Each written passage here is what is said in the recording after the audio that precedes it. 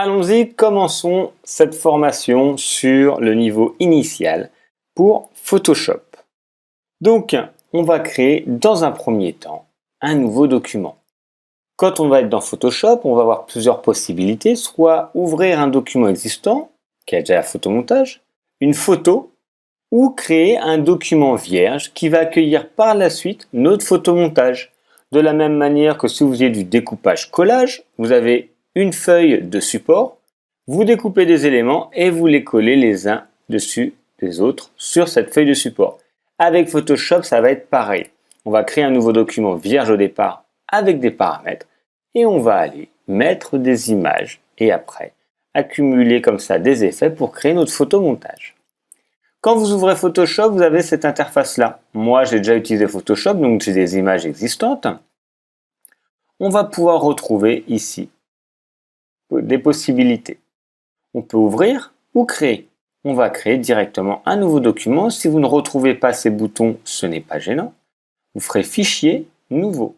Et ça sera quand vous aurez déjà ouvert une fois un document, vous ne retrouverez plus cette page. Donc pour créer de nouveau un document, il faudra faire Fichier, Nouveau ou Créer. Le bouton sera le même.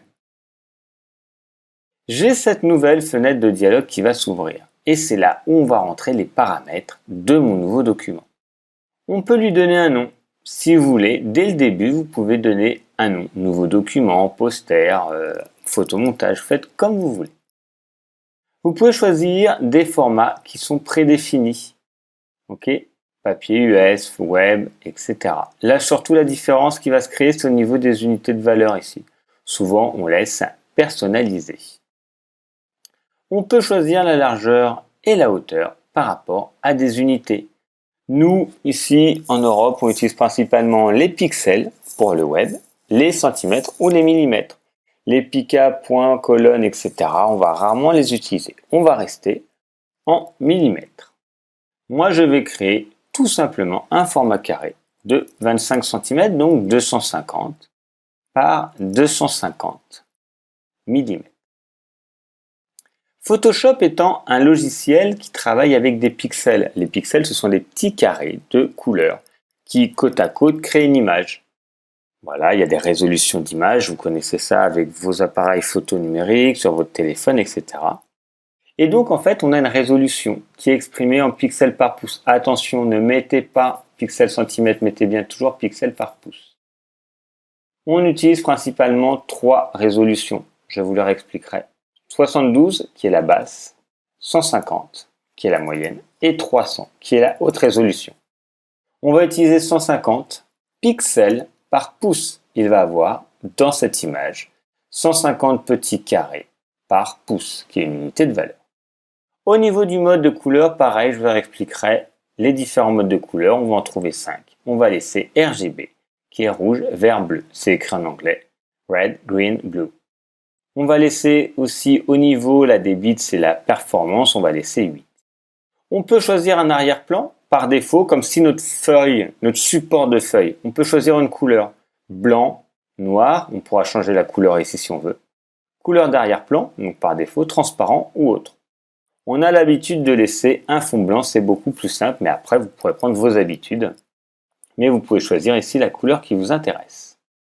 Au niveau du profil colorimétrique et des formats de pixels, vous laissez ce qui est par défaut.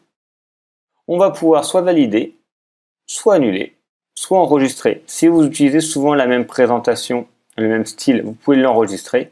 Comme ça, vous pourrez le retrouver directement ici dans les types de documents. Ça vous évitera de retaper à chaque fois les mêmes dimensions, mais c'est rare qu'on fasse toujours la même chose, sauf si vraiment dans votre travail, c'est toujours exactement le même format. Quand ça nous convient, on va appuyer sur OK.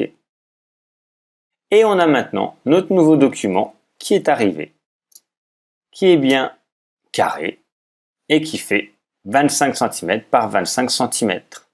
Et là, nous trouvons l'interface de Photoshop que je vais vous expliquer dans la prochaine vidéo.